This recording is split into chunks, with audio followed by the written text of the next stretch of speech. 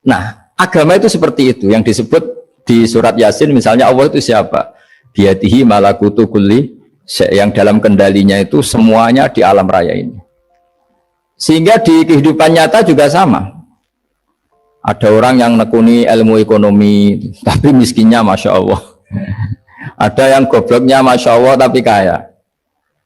Ada kiai yang punya doa banyak hidupnya biasa, yang nggak punya doa kaya. Itu saya pernah baca di sebuah hadis qudsi, ada riwayat begini, Nabi Musa ketemu Allah ditanya, limadza, kata Allah, kenapa saya memberi rezeki orang yang bodoh? Ahmak itu orang yang bodoh sekali, kadang tak ciptakan dia jadi orang kaya, dan yang pintar ekonomi kadang tak ciptakan jadi orang miskin. Si Nabi ini tanya, kenapa ya Allah? Supaya dia tahu yang mengendalikan rezeki itu saya, bukan ilmunya dia, katanya. Jadi banyak orang, misalnya kita yang pinter dipekerjakan orang yang nggak pinter, yang punya pabrik tidak pinter mengerjakan orang yang pinter. Jadi ya kira-kira agama itu seperti itu. Sehingga dalam kita beragama itu yang paling ditekankan itu tawadhu. Tawadhu itu merasa sopan atau memang sopan betul. Kalau dalam Ihya disebut, sekiranya Anda tidak bisa tawadhu secara rasa, tawadhulah secara ilmu. Saya ulang lagi ya, sekiranya Anda tidak bisa tawadhu secara rasa, tawadhulah secara apa? Ilmu. Karena ilmu itu akan abadi. Saya beri contoh begini, saya ini kan misalnya kiai di kampung saya atau di kecamatan saya. Saya mungkin bisa merasa hebat karena saya tokoh di sini. Tapi pastikan sebelum ada saya yang bernama Baha ini, agama sudah jalan. Dan di daerah lain yang nggak kenal saya juga agama sudah jalan. Betapa tidak pentingnya saya di kawasan-kawasan yang nggak butuh saya, atau di era yang sebelum ada saya. Nah, dengan ilmu seperti itu orang pasti tawadhu, karena dia tahu daerah yang nggak ada saya ternyata ya ada masjid, ada agama. Periode yang sebelum ada saya juga agama jalan. Jika kita tidak kumo luhur, wah kalau nggak ada saya agama nggak jalan. Zaman Wali Songo tidak ada saya agama ya jalan. Ekonomi juga gitu. Kalau Anda pakar ekonomi yang mensejahterakan rakyat, cara tawadhu itu kalau nggak bisa dengan rasa, dengan ilmu. Sebelum ada kamu banyak orang kaya, banyak orang yang nggak kenal kamu juga kaya. Banyak periode yang saat itu udah ada Anda juga kaya. Berarti Anda ini tidak siapa-siapa. Makanya saya pernah didatangin seorang profesor. Ini kisah nyata. Gus, sebetulnya saya dengan bapak saya itu pinter mana? Bapak saya itu tidak tamat SD, tapi saya bisa profesor. Saya ini profesor, anak saya naik kelas saja sudah senangnya bukan main. Artinya ini orang bodoh bisa menciptakan orang pinter, yang orang pinter kesulitan menciptakan orang pinter lagi. Nah, kalau kita tidak bisa tawadhu secara rasa, tawadhulah secara ilmu. Ikhlas juga gitu, saya sering ngajarkan ikhlas di beberapa kesempatan ngaji. Kalau Anda tidak bisa ikhlas secara rasa, ikhlaslah secara ilmu. Pasti bisa, bukan mungkin bisa, pasti bisa. Secara ilmu. Makanya di Quran disebut fa'lam annahu la ilaha illallah. Ilmu, fa'lam itu dari kata ilmu. Saya beri contoh, saya mulai kecil sampai sekarang saya sekitar umur 50 tahun. Mulai kecil sampai sekarang, itu ya bilang, kalau kertas ini putih. Itu ya ada yang gaji, ada yang bayar. Tapi saya selalu bilang kertas ini putih. Yang hitam ya saya katakan hitam, yang merah saya katakan merah. Kenapa? Karena itu fakta. Saya ulang lagi, karena itu fakta. Sehingga saya untuk mengatakan putih tidak perlu ada yang bayar. Sehingga ketika kita latihan sholat, latihan ibadah, dan mengakui Allah itu sebagai Tuhan kita akan malu. Loh, faktanya Allah itu kan Tuhan. Mau mengatakan fakta kok minta upah, ini gimana? Kita mengatakan Allah Tuhan itu sama dengan mengatakan kertas ini putih. Sama-sama itu fakta. Sama seperti saya mengatakan Pak Jokowi itu presiden kami, itu kan fakta. Masa nunggu kalau dikasih BLT katakan presiden, kalau enggak ya enggak. Itu kan ribet jadi. Pak Panut misalnya rektor UGM, mbok saya enggak digaji di sana atau enggak kerja di sana, bilang kalau beliau itu rektor. Pak Ganjar gubernur Jawa Tengah, mbok saya dikenal apa enggak ya beliau tetap gubernur. Lama sekali kita mengatakan fakta itu ikhlas. Ikhlas itu artinya enggak minta apa-apa, karena kita ingin ngomong sesuai fakta. Nah Allah Tuhan itu fakta gitu. Nah kenapa untuk mengatakan Allah Tuhan nunggu Bahak, saya ini Tuhan kamu. Ya nunggu dulu Gusti, kalau engkau masukkan kami ke surga, engkau Tuhan. Kalau enggak ya enggak jadi. Tidak bisa seperti itu. Ya Allah tetap Tuhan.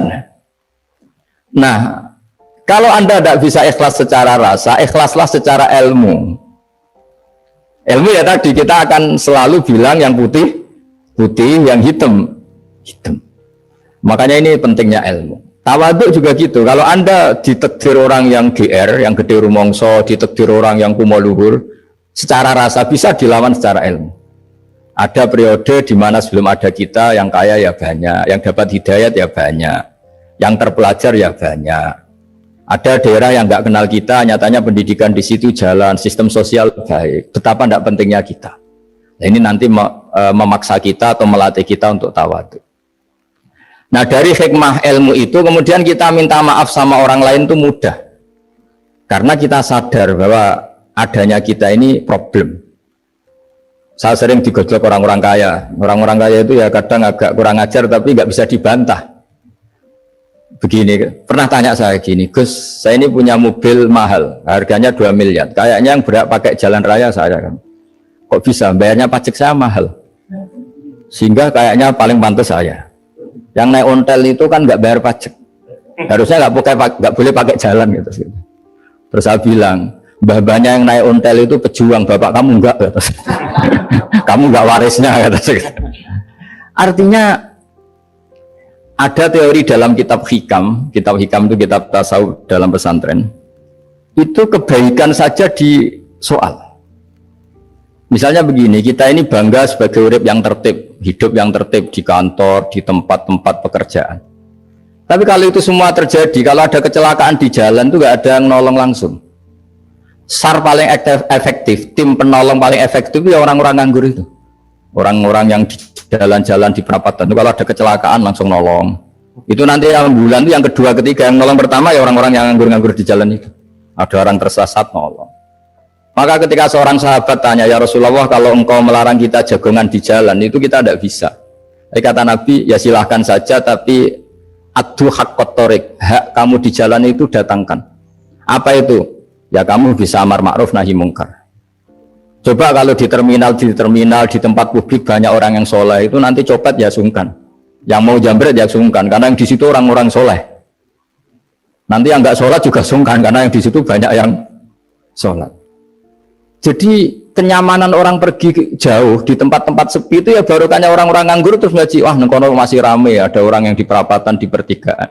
Bayangkan kalau ini orang-orang soleh, pasti itu nyaman karena wilayah publik dihuni orang-orang yang soleh.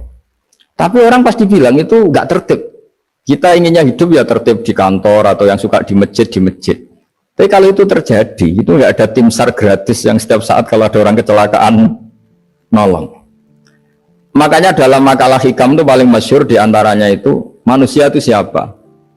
Manusia itu mangkanat mahasinuhu masawiyah, fakih falatakun masawihi masawiyah. Manusia itu orang yang saat baik saja ada salahnya, apalagi pas salah. Jadi kalau kamu punya toko, lagi laris, dan saat laris itu Anda ngerumat keluarga Anda melakukan kebaikan pada keluarga Anda. Pasti ada toko lain yang termahjubkan, yang tersingkirkan. Makanya saya pernah diskusi sama kiai besar, guyonan sama saya. Kita kalau kiai besar sebaiknya kalau diundang di mushola kecil datang apa enggak? Kata kiai yang satu, jangan datang Gus, itu jatahnya kiai kecil. Terus kata yang satu, datang Gus sebagai bukti tawaduk bahwa kita kiai besar pun mau diundang yang kecil. Akhirnya kita ini ya kadang datang kadang enggak, karena kadang kita enggak datang supaya jatah rezeki kiai kecil enggak terambil. Kadang ya mau datang supaya dikira tawaduk. Makanya kalau seorang profesor sering terubah di bawah itu ya kasihan yang S1, SPDI itu kan nanti nggak jadi bintang kalau profesornya sering turun. Kalah terus gitu loh. Jadi kadang-kadang itu orang tuh harus berpikir secara ilmu, jangan rasa terus. Jadi itu ilmu. Jadi semua yang kebaikan yang kita lakukan itu secara ilmiah bisa diperdebatkan. Ada orang senang ngomong serius supaya bangsa ini maju. Tapi bapak saya itu pesan saya, kamu kalau niat itu jangan sering ngomong serius kan. Masyarakat sudah capek mikir utang, mikir keluarga. Udah gitu sowan kiai dijak ngomong serius lagi nanti capek kan. Sehingga kiai dulu itu kalau ketemu orang ya guyon terus. Karena tahu masyarakat sudah capek, sudah banyak yang takut tanggal kredit gitu. Sudah takut tanggal kredit, takut problem, soal kiai diancam neraka lagi, itu kan ketakutan berkali-kali.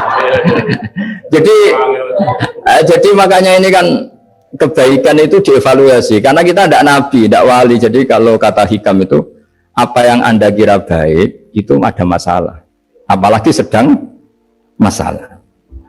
Saya sering cerita, ada orang suami istri harmonis sekali. Itu tanyakan ibunya, pasti mulai gak peduli dengan ibunya, karena terlalu harmonis dengan istri. Oh itu pasti bukan mungkin lagi. Jadi jangan tanya istrinya, tanya ibunya. Oh jok nikah lupa saya, ngalor ngidul sama istrinya. Tanyakan temannya, wah itu jok nikah lupa temen.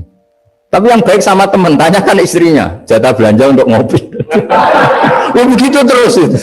Jadi siklus sosial itu, nah di sini pentingnya saling minta maaf, karena dalam kebaikan kita pasti ada kesalahan. Ketika karir kita baik di pemerintahan maupun di kampus, pasti dengan sendirinya ada yang agak tersingkirkan.